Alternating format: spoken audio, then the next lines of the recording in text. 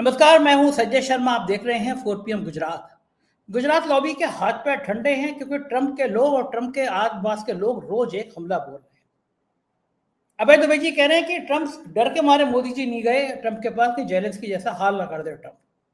बताइए आप, ऐसा भी कहीं होता है? मैंने अभय दुबे जी से पूछा कि प्रधानमंत्री ने अपने भाई को थोड़ा एडजस्ट कर दिया नौकरी में, थोड़ा गलत तरीके से प्रमोशन दिलवा दिया, तो इतना हल्ला क्यों कर रही है कांग्रेस? और पूछा कि अमृता भंडारी जैसी मासूम बेटी की जिस तरह से हत्या हुई उत्तराखंड में और उसके बाद सरकार बचाने की कोशिश करती रही, भ्रष्टाचार के नए नए कीर्तिमान स्थापित कर रही है धामी सरकार, क्या उस सरकार को एक पल भी सत्ता में बने रहने का नैतिक अधिकार है? रोचक बातचीत है, चैनल को सब्सक्राइब करिएगा। फुल गुजरात चलते हैं अभय दुबे जी के पास। 4 PM न्यूज नेटवर्क में बहुत बहुत स्वागत है अभय दुबे जी आपका। मैं आमतौर पर कांग्रेस के ट्वीट की इतनी आलोचना नहीं करता हूं जितनी आज मुझे कांग्रेस के ट्वीट को देख के बुरा लग रहा है। पहले मैं पढ़ के सुनाता हूं, फिर बताऊंगा क्यों बुरा लगता है। कांग्रेस ने ट्वीट किया है कि पंकज मोदी प्रधानमंत्री नरेंद्र मोदी जी के भाई हैं। उनका नाम हमें इसलिए लेना पड़ रहा है क्योंकि उन्हें टेबल फाइनल करने के लिए नियुक्त किया गया था। सर्कुलर में उन्हें क्या सुविधाएं मिलेंगी इस बारे में सारी जानकारी दी गई थी।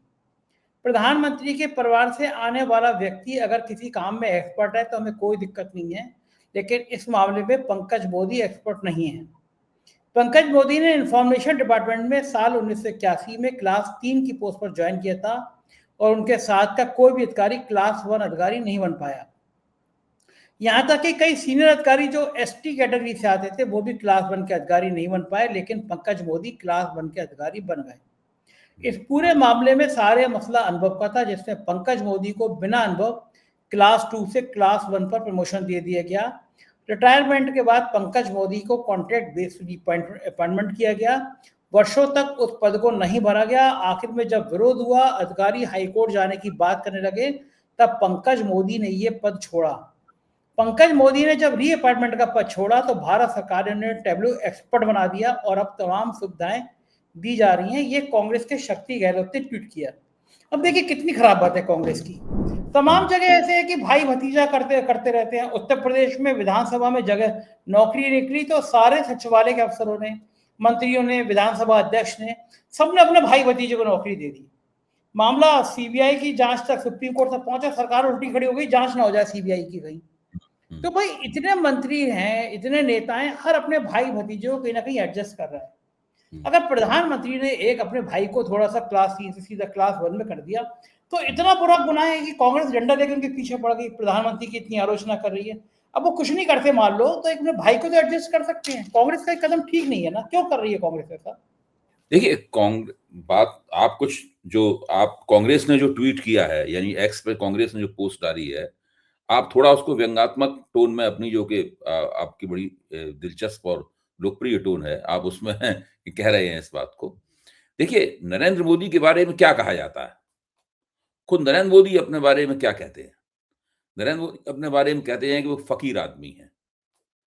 जिस दिन वो प्रधानमंत्री नहीं रहे, उस दिन राजनीति छोड़कर झोला लेके चल देंगे, भिक्षा मांग के गुजारा कर लेंगे। वो कई बार पब्लिक से ये भी कह चुके हैं कि वो तो पहले भीख मांगते थे, वो चाय बेचते थे। इस तरह की बातें वो लगातार जनता के बीच में करते रहते हैं और वो बताते हैं कि वो बहुत ही साधारण घर के हैं। गरीब आदमी के लड़के हैं, चाय बेचने वाले लड़के हैं, उन्होंने भी बचपन में चाय बेची है और पता नहीं क्या-क्या बातें वो बना के बेचते हैं। कहीं किसी भी प्रदेश में जाते हैं, वहाँ कहते हैं उन लोगों से उनका पुराना संबंध है, वगैरह-वगैरह इस तरह की बातें वो बोलते रहते हैं। और इन सब में सबसे ज़्यादा प्रभावशाली बात जो उनकी निगाह में अपने लिए है, जिसको वो बार-बार बोलते हैं, वो ये है कि वो फ़कीर आदमी है। मैं बार-बार कहता हूँ, जो फ़कीर होता है, उसका अपने परिवार से कोई ताल्लुक नहीं होता। जिन मंत्रियों की बात कर रहे हैं, जो भाई-भतीजा बात करते हैं, अपने भाइयों को और अपने रिश्तेदारों को आगे बढ़ाते हैं, नौकरियों में आगे बढ़ाते हैं, बिज़नेस धंधे में आगे बढ़ाते हैं, वो लोग नहीं कहते कि वो फ़कीर आदमी है, वो घर गृहस्थ हैं। मोदी जी जितने फ़कीर आदमी हैं, उन्होंने पत्नी को ही छोड़ दिया था अपनी। शुरुआती दौर के बाद में उन्होंने पत्नी से कोई ताल्लुक नहीं रखा। फिर इधर-उधर वो भटकते रहे। वो किस तरह इधर-उधर भटकते रहे, इसका एक चर्चा कपिल मिश्रा ने अपने भाषण में किया है, जो दिल्ली विधानसभा में उन्होंने दिया। तो जब जो व्यक्ति देश का प्रधानमंत्री है और ऐसा माना जाता है कि वो लोकप्रिय भी हैं, उनकी बात जनता मानती भी है, उनके कहने पर जनता ने ताली बजाई, उनके कहने पर जनता ने थाली बजाई। तो फिर, और वो फकीर आदमी है, मैं तो भूल नहीं पाता हूं जब भी कोई बात आती है कि मोदी जी कहते हैं कि वो फकीर आदमी है। तो ऐसा फकीर व्यक्ति जो है, उसके भाई को उनके प्रधानमंत्री होने के नाते लाभ क्यों मिल रहा है, सवाल इस बात का। और वो उस लाभ के ऊपर आपत्ति क्यों नहीं कर रहे हैं? अगर वो मौन है और उस तरफ कोई ध्यान नहीं दे रहे, तो मौन स्वीकृति लक्षणम। चुप्पी का मतलब ये है कि आप चुप रहकर उसको स्वीकार कर रहे हैं।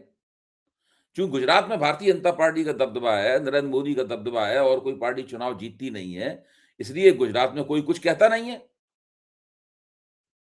अब वहां कांग्रेस के एक नेता की तरफ से ये एक्स पे पोस्ट लिख दी गई और पूरा जो डिटेल है पूरा सामने आ गया कि आपने पहले तो जो तृतीय श्रेणी का कर्मचारी था उसको आपने प्रथम श्रेणी का कर्मचारी बनाया, उसके बाद में उसको फिर रिटायरमेंट के बाद उसको फिर उसको एक पद दिया, उसको एक ऐसा पद दिया जिस पद पे उसकी कोई दावेदारी नहीं थी और किसी किस्म की कोई विशेषज्ञता नहीं थी, कोई जानकारी नहीं थी, कुछ नहीं था उनको उस पद का। ऐसा नहीं उस पद के एक्सपर्ट हो, वो वहां पे दिया। लंबे अरसे तक किसी ने उस पद को भरा नहीं गया ताकि वो उस पद के ऊपर बने रहें। तो मतलब ये जो पूरी ये कहने के लिए एक व्यक्ति की बात है, लेकिन ये इस बात का सबूत है कि नरेंद्र मोदी के शासनकाल किस तरीके से छोटे छोटे बड़े बड़े स्कैंडलों से भरा हुआ है। ये भी अपने आप में एक स्कैंडल है। ये अपने आप में स्कैंडल क्यों नहीं है? क्या स्कैंडल वही होता है इसके अंदर करोड़ों अरबों रुपए का घोटाला किया जाए? जनता के पैसे पर सरकार में किसी भी व्यक्ति को जो तनख्वाह मिलती है वो पब्लिक टैक्स पेयर्स, करदाताओं का पैसा होता है। गुजरात के करदाताओं के पैसे पर एक ऐसे व्यक्ति को जो कि प्रथम श्रेणी की नियुक्ति के अयोग्य था, उसको वहां पे इसलिए नियुक्त किया गया क्योंकि वो प्रधानमंत्री का भाई था। उसके बाद में रिटायरमेंट के बाद भी उसको तनख्वाह मिलती रहे, सुविधाएं मिलती रहे, इसके लिए इसको टेबल्यू ऑफिसर बना दिया गया और उसके बाद लगातार उस पद पर बनाए रखा गया, किसी अन्य व्यक्ति को उसको नियुक्त नहीं किया गया। तो ये बात तो किसी फकीर को शोभा नहीं देती, क्योंकि प्रधानमंत्री के साथ निजी तौर पर जुड़ा हुआ मसला है। देखिए, प्रधानमंत्री के अभी तक केवल 3 संबंधी हम लोगों के सामने आए हैं। उसमें एक संबंधी ये है पंकज मोदी, दूसरे संबंधी हैं उनकी पत्नी जो उनकी प्रत्यक्ता है, ऐसी और स्त्री को प्रत्यक्ता कहा जाएगा उनको। अच्छा, और तीसरी थी उनकी मां। नरेंद्र मोदी की जो जीवन शैली है वो उनके तीनों संबंधियों को विवाद में खींच लाई है। अपनी मां से जब वो मिलने जाते थे तो उसको बहुत बड़ी फोटो अपॉर्चुनिटी बना दिया करते थे। यहां तक कि बिहार के चुनाव में उन्होंने चुनावी मुद्दा बनाने का उनको कोशिश की अपनी मां को। फिर आप देखिए उन्होंने उनके भाई का क्या स्थिति है ये आपने देख ही लिया है। और उनकी पत्नी, उनकी चर्चा होती रहती है, वो एक तरह से पृष्ठभूमि में रहती हैं हमेशा। शायद ही उनकी कहीं कोई तस्वीर भी आती हो, लेकिन उनकी हमेशा एक भारतीय राजनीति में एक अंतरधारा की तरह उनकी चर्चा होती रहती है। तो नरेंद्र मोदी जिस तरह के व्यक्ति हैं, जिस तरह के फकीर हैं, जिस तरह के प्रधानमंत्री हैं, ये सब लोगों को इस बारे में सोचना चाहिए कि ये किस तरह की हस्ती है भाई, जो हम लोगों के ऊपर हुकूमत कर रही है और तरह तरह की लफाजियां करके, तरह तरह के नैरेटिव चला के जो है वो काबिज है पूरे के पूरे देश के ऊपर लगातार। और जब उसकी असली जिंदगी की हम परत उठा के देखते हैं तो उसमें ये 3 हस्तियां मिलती हैं उसके जीवन से जुड़ी हुई। अच्छा, अब अगर ना भी करें आप प्रधानमंत्री जी की, आप इतनी तारीफ नहीं कर पा रहे हैं, खराब बात है आपकी ये, तो ये नहीं, मैं तारीफ करता हूँ। नहीं, ये बात नहीं, मैं बीच में रोक रहा हूँ, माफी चाहता हूँ। देखिए, नरेंद्र मोदी, जहां तक राजनीतिक चतुराई का सवाल है, उनका कोई सानी नहीं है नरेंद्र मोदी का। ये मैं प्रशंसा के भाई, अगर ये कहा जाए कि देश के सबसे चतुर राजनेता हैं तो क्या ये उनकी प्रशंसा नहीं है? ये तो तारीफ है। हाँ, भेष बदलने में उनका कोई जवाब नहीं है, ये भी तारीफ है। जहां जाते हैं वहां का भेष रख के जाते हैं। जैसा देश वैसा भेष। जैसा देश वैसा भेष, हमेशा कभी तमिल हो जाते हैं, कभी नागा हो जाते हैं, कभी सिख हो जाते हैं, पगड़ी पहन के तस्वीर, सिख हाथ जोड़े हुए उनके कितने विज्ञापन पगड़ी पहन के उनके वो साथ में मुख्यमंत्री, हरियाणा के मुख्यमंत्री के साथ में उनका पगड़ी पहन के विज्ञापन तो मैंने 50-60 बार मैं देख चुका हूँ। कभी रविन्द्रनाथ टैगोर बन जाते हैं, हाँ, कभी रविन्द्रनाथ ठाकुर बन जाते हैं। तो वो तो आप भेष बदलने में भी उनका कोई जवाब नहीं है। तीसरे भाषण बहुत अच्छा देते हैं, धारा प्रवाह हाँ देते हैं, ये थकते बात नहीं सही है है। भाषण देते हुए। इतनी उम्र में भी ठग सकते नहीं है, ये हाँ, बात भी सही है। थकते नहीं है। दूसरे चुनाव प्रचार करने में उनको बहुत मजा आता है। हम्म, चुनाव प्रचार करने में उनके बारे में कहा जाता है कि अगर प्रदेश की इकाई कहे कि साहब 2 रैली कीजिए, तो मोदी जी कहते नहीं, मैं 5 रैलियां करूंगा। चुनाव प्रचार में जब कभी उनका हेलीकॉप्टर खराब हो जाता है और वो वहां पहुंच नहीं पाते किसी वजह से, या मौसम खराब होने की वजह से विमान उतर नहीं पाता है, तो वो ऑनलाइन संबोधित करते हैं रैलियों को। हम्म। अच्छा, लगातार उनका दिमाग इस बात पे सोचता रहता है कि कैसे फर्जी नैरेटिव चलाएं। इतने फर्जी नैरेटिव 11 साल में इस व्यक्ति ने तैयार किए हैं, इतने फर्जी नैरेटिव इस व्यक्ति ने तैयार किए हैं कि वो विश्व रिकॉर्ड है अपने आप में। ये कभी आपने गिनेस बुक में इस तरह का कोई श्रेणी नहीं है गिनेस बुक में कि फर्जी नैरेटिव बनाने का गिनेस बुक का वर्ल्ड रिकॉर्ड क्या है। बिल्कुल ठीक बात है। अच्छा, एक लेकिन एक बात है, आप मोदी जी के अलावा बीजेपी देखिए, तो आपको बीजेपी तो ठीक पार्टी लगती है ना? कोई जैसे अखिलेश यादव के परिवार की, समाजवाद की परिवार की आरोप लगाती थी बीजेपी, लालू यादव के परिवार की आरोप लगाती है, लेकिन भारतीय जनता पार्टी तो परिवारवाद से अछूती है ना? वहां तो कोई परिवार का व्यक्ति नेताजी में नहीं है ना, ऐसा लगता है क्या आपको? भाई ये बात, अगर पंकज मोदी को नरेंद्र मोदी सरकारी नौकरी से निकाल कर राज्यसभा में ले जाते और उसके बाद फिर वो किसी राज्य के राज्यपाल वगैरह हो जाते या कुछ और हो जाते, तो फिर परिवारवाद का आरोप उन पर लग सकता था।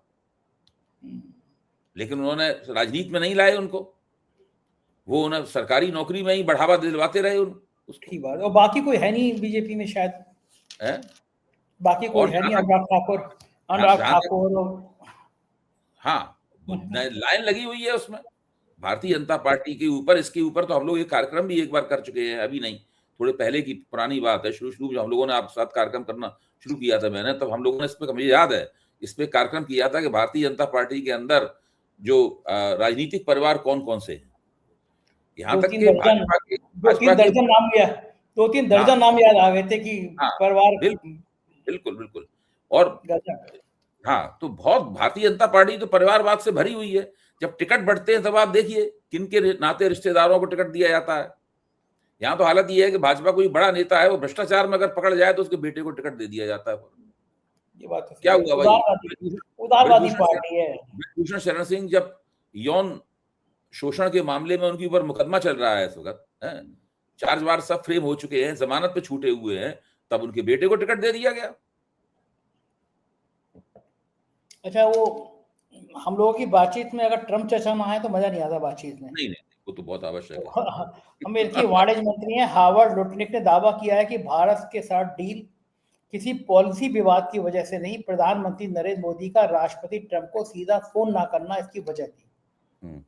लुटने के मुताबिक ट्रंप चाहते थे कि मोदी खुद उनसे बात करके डील फाइनल करें, लेकिन ऐसा न होने पर ट्रंप ने इसे ईगो पर ले लिया और फिर भारत के जो रूस का हुआ उसके बाद में 50% टेल कर दिया गया और अभी भी कई सारी ट्रेड डील अधर में है। मोदी जी फोन कर लेते ट्रंप को, क्या समस्या है? वैसे उन्होंने इनविटेशन में भी जाने को कहा था, प्लीज मुझे बुला लीजिए, प्लीज मुझे वाणिज्य बुला मंत्री लीजिए। महोदय का जो जो ट्वीट है, यानी एक्स पे उनकी जो पोस्टिंग है, इसके अंदर एक चीज गायब है और आप भी समझ रहे हैं क्या चीज गायब है। वो आप कह नहीं रहे हैं क्योंकि आप मोदी जी का लिहाज करते हैं। आप जी जी जी जी, मैं मोदी जी चाहता हूँ का आप कह लिहाज, दो, मैं चाहता हूँ भारत आप देश कह दो। भारत देश के प्रधानमंत्री हैं, तो लिहाज मैं मोदी जी का लिहाज करता हूँ, फिर इसलिए मैं फिर भी दबे स्वर में अपनी बात कहूंगा, जो मेरी आदत नहीं है दबे स्वर में बोलने की, लेकिन फिर भी मैं बोलूंगा।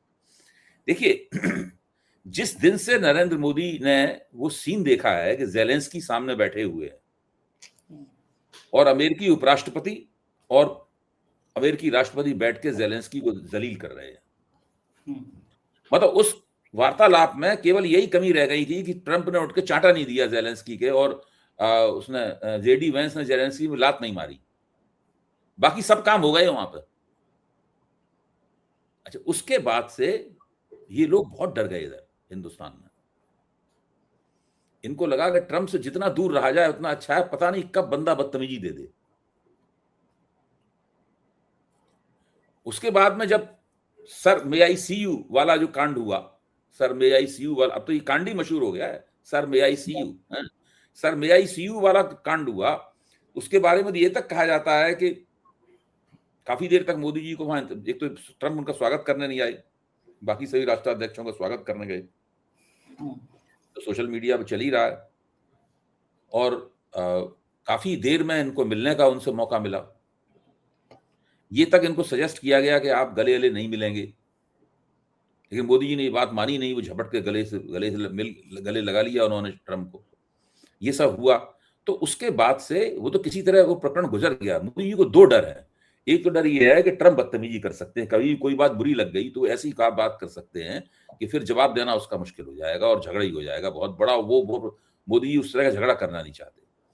दूसरी बात मोदी जी को लगती है, कभी भी ट्रंप मोदी के सामने ही ये सब बातें कर सकते हैं कि हमने युद्ध विराम कराया, और ये खुद चिरौरी कर रहे थे, मे आई सी यू सर बोल रहे थे, ये सब खुद ही कहना शुरू कर सकते। उस वक्त मोदी जी क्या करेंगे? मोदी जी खुद खड़े होकर जवाब दिया नहीं जाएगा, अंग्रेजी उतनी अच्छी है नहीं, लिख के ले जाते हैं, वो बोलते हैं, धारा प्रवाह रूप से माइक पे खड़े होकर तुर्की बतुर्की जवाब दें, कोई शशि थरूर जैसी अंग्रेजी थोड़ी ना है उनकी। हालांकि मैं मोदी जी की अंग्रेजी अच्छी नहीं है, इसको मोदी जी की मैं कमी नहीं मानता हूँ, हाँ, अंग्रेजी मैं बड़ा वो नहीं। बिल्कुल नहीं मानता हूं। मेरा मानना है कि मोदी जी हिंदी और गुजराती बहुत उम्दा बोलते हैं और लगातार बोल सकते हैं, भाषण दे सकते हैं, उसमें अच्छे कुछ भी उनमें अधिकार है, कम से कम बोलने के मामले में अधिकार है, लिखने के मामले में नहीं कह रहा हूं, लेकिन बोलने के मामले में उनको अधिकार है। इस व्यक्ति का 2 भारतीय भाषाओं पर अधिकार है, मैं उसको इस मामले में बिल्कुल एकदम योग्य मानता हूं, पूरे नंबर देता हूं। तो वो ये सब लेकिन मोदी जी वहां फंस जाएंगे बुरी तरीके से जाकर। तो इन 2 वजह से मोदी जी अपनी तरफ से पूरी कोशिश करते हैं कि वो ट्रंप के चक्कर में, ट्रंप के नजदीक न फटकें। भाई अगर ट्रंप से फोन पे बात करते तो ट्रंप उनको बुला लेते, अब वो सामने बात होती ट्रेड डील के ऊपर, वाणिज्य संधि के ऊपर, वहां फिर मामला फंसता, क्योंकि मोदी ट्रंप का दबाव होता है कि कृषि क्षेत्र हमारे लिए खोलो, तो कृषि क्षेत्र खोलो, मोदी जी कृषि क्षेत्र खोल नहीं सकते थे, हिंदुस्तान में आकर पूरी राजनीति उनकी तबाह बर्बाद हो जाती अगर कृषि क्षेत्र खोलते तो वो बहुत बुरी तरह फंसते उसके अंदर।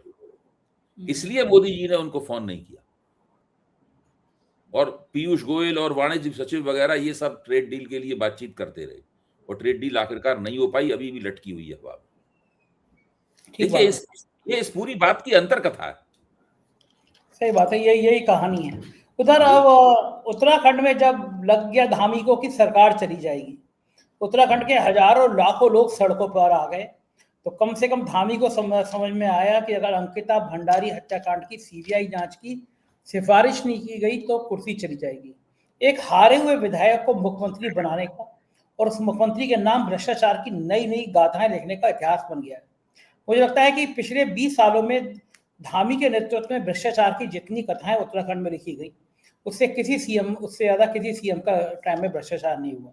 अब एक एनकाउंटर हुआ है त्यागी का, मुझे पता नहीं है, लोग बड़ी चर्चा कर रहे हैं कि 700 करोड़ रुपए उसके पास थे, उस चक्कर में रुपए को हत्याने के चक्कर में वो एनकाउंटर हुआ, उसकी फाइलें खुल गई, तो उत्तराखंड का ये अब तक के इतिहास का सबसे बड़ा भूकंप आएगा। लेकिन अंकिता भंडारी हत्याकांड के 3 साल तक सरकार जिस तरह बेशर्मी का परिचय देती रही, और अब जब हजारों लोग सड़कों पे आ गए उत्तराखंड में, महिलाएं, बीजेपी की मंडल निर्देश ने कहा बीजेपी यहाँ थू, ऐसी ऐसी बातें महिलाएं करने लगी, हंसिया हाथ में लेकर कहने लगी आओ हम देते हैं तुम्हें सर्विस कैसे होती है। तब सरकार को लगा सीबीआई जांच होनी चाहिए। लेकिन अभय जी, एक बेशर्मी का परिचय उत्तराखंड की सरकार ने दिया, एक मासूम बच्ची को न्याय नहीं दिला पाई। क्या सरकार को अभी भी कुर्सी पे बने रहने का हक है उत्तराखंड में? देखिए उत्तराखंड में तो अंकिता भंडारी वाले प्रकरण के बाद में तो भारतीय जनता पार्टी को खुद ही वहां से अपने से मुख्यमंत्री को बदल देना चाहिए था, और मेरी ये समझ में नहीं आती बात, मैं नहीं समझ पाया हूं आज तक इसके पीछे किस प्रकार का मानस है। भारतीय जनता पार्टी में प्रवृत्ति है कि अपने छोटे से छोटे नेताओं को भी बहुत बचाने की कोशिश करते हैं, वो रंगे हाथों पकड़े जाएं तब भी दंडित नहीं करते हैं पार्टी के अंदर। कुछ दिन के लिए हो सकता है कि बैकग्राउंड में डाल दें, फिर उसके बाद फिर ले आते हैं निकाल के, कुछ नहीं उसकी जगह उसकी बीवी को टिकट दे देते हैं, उसके परिवार को बैठा देते हैं। ये भाजपा में एक बड़ी भारी प्रवृत्ति है। जब तक बिल्कुल आपको ध्यान होगा कि जब लखीमपुर खीरी में केंद्रीय मंत्री के बेटे ने अपने थार जीप गाड़ी से किसानों को, आंदोलनकारी किसानों को कुचल दिया था, उसके बाद भी उनके पिता को कभी भी उस पद से नहीं हटाया गया। वो लगातार केंद्रीय मंत्री बने रहे। तो ये एक बड़ी बड़ी विकट प्रवृत्ति है भारतीय जनता पार्टी। लेकिन और चूंकि इस प्रवृत्ति का पर्याप्त दंड नहीं उनको मिल रहा है, चुनाव में वो हार नहीं रहे हैं, चुनाव भी जीत जाते हैं इस सबके बावजूद, इसलिए ये प्रवृत्ति लगातार जारी है। अब भाई ये दुष्यंत गौतम ये सब कोई बहुत बड़ी हस्ती थोड़ी ना है। आप ब्रजभूषण शरण सिंह को देख लीजिए। ब्रजभूषण शरण सिंह से भारतीय जनता पार्टी की नेकनामी हुई। मेरा मानना है कि भाजपा की जितनी बदनामी हो सकती है ब्रजभूषण शरण सिंह वाले प्रकरण से हुई। भाजपा की बदनामी, वोटों का भी नुकसान हुआ। मेरा मानना है कि जाट समाज के ऊपर इस चीज का बहुत बुरा असर पड़ा। वो जाट समाज जो कि भारतीय जनता पार्टी को कोई बहुत बुरी निगाह से नहीं देखता था उससे पहले, वो भी बुरा असर भी पड़ा। लेकिन उन्होंने ब्रजभूषण शरण सिंह को नहीं छुआ। और लगातार दिल्ली पुलिस को आदेश दिया गया कि आप पोस्को से इसको निकालो। पोस्को से निकाला गया, वरना ब्रजभूषण सिंह जेल में होते। उनको जेल नहीं जाने दिया गया। उनको सबसे बड़ी ब्रजभूषण शरण सिंह की सबसे बड़ी सेवा तो ये की गई कि उनको जेल नहीं जाने दिया गया, वरना पोस्को से जेल में पड़े होते और जमानत नहीं होती उनकी।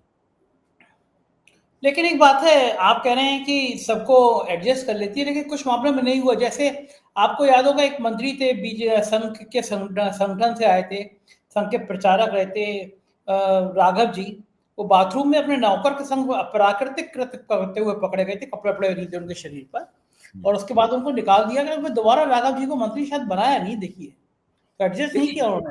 देखिए ये सब अपवाद हैं। ऐसे तो नूपुर शर्मा को निकाल अभी तक नहीं लाए वापस। वो नूपुर शर्मा के साथ जो दिल्ली प्रदेश भाजपा के जो प्रवक्ता थे, पूर्व पत्रकार, मैं उन्हें जानता हूं, उनको भी नहीं वापस लाए। ऐसे तो आपको कुछ ऐसे प्रकरण मिल जाएंगे, लेकिन ये अपवाद हैं। अपवाद ही नियम को साबित करते हैं। ठीक बात है, एक्सेप्शन प्रूव्स द रूल।